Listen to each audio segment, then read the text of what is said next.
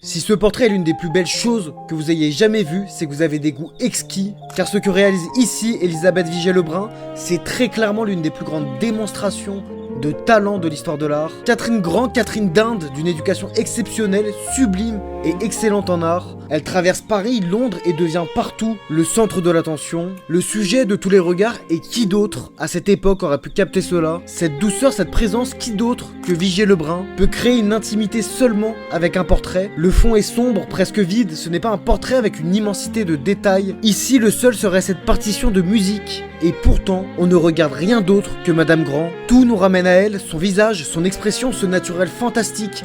Et c'est là que la comparaison devient évidente. Souvent, on a rapproché cette œuvre à celui de la Sainte-Cécile de Le Dominicain. Même douceur, même élévation, même impression de naturel. Mais ici, ce n'est pas une sainte, c'est une femme. Et pourtant, on a l'impression de la connaître personnellement. Cette démonstration nous présente pourquoi Vigée-Lebrun est l'une des plus grandes artistes de l'histoire. Elle simplifie, elle retire, elle ne garde qu'une seule chose, la présence humaine. Et ici, elle nous permet de rencontrer Catherine Grand. Dites-moi ce que vous en pensez en commentaire.